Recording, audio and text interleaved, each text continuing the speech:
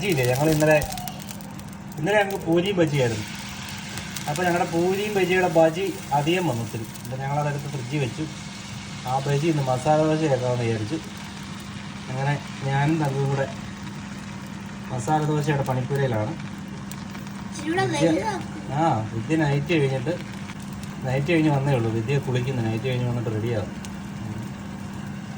അപ്പോൾ ഞങ്ങൾ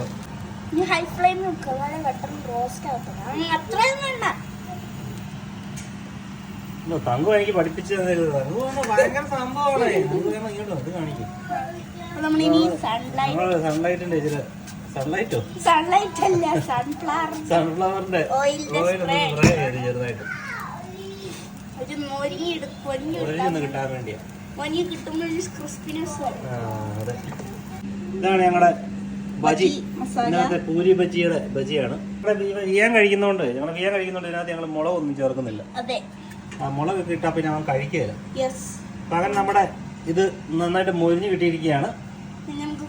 കുറച്ച് നമുക്ക് മസാല ഇട്ട് കൊടുക്കാം.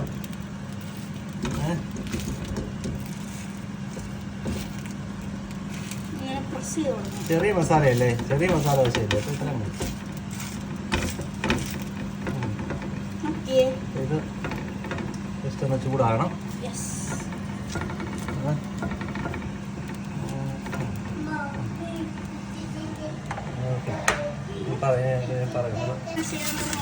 നമ്മുടെ മസാല ദോശ ഇങ്ങനെ മടക്കി എടുക്കുകയാണ്. നമ്മുടെ മസാല ദോശ നന്നായിട്ട് റെഡിയായി വന്നിരിക്കുകയാണ്. ഉണ്ട്. നമ്മുടെ ഈ സൈഡ് ഒന്നും കൂടെ നമുക്കൊന്ന് വേവിക്കാം.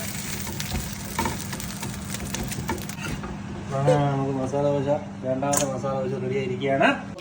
അച്ഛനെ കാണുന്നില്ലല്ലോടാ വിയാനെ, കുറെ നേരം ഇവിടെ ഇരിക്കാൻ തുടങ്ങിയിട്ട്.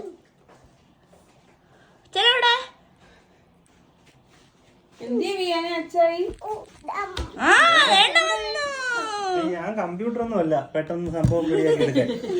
കുഞ്ഞോളി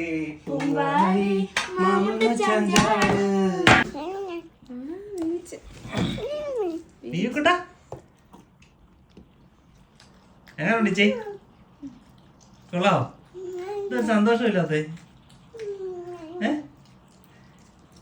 നിനക്കുള്ള ഇരിക്കുന്നതൊക്കെ ഒരെണ്ണമൊന്നും അല്ല, നിനക്ക് ഇരിപ്പുണ്ടിരി കേട്ടോ.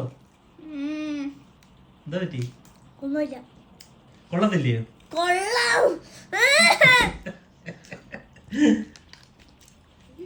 ആഹാ, ബീവി ചമ്മന്തിയിലൊക്കെ നമുക്ക് കഴിക്കാമോടാ?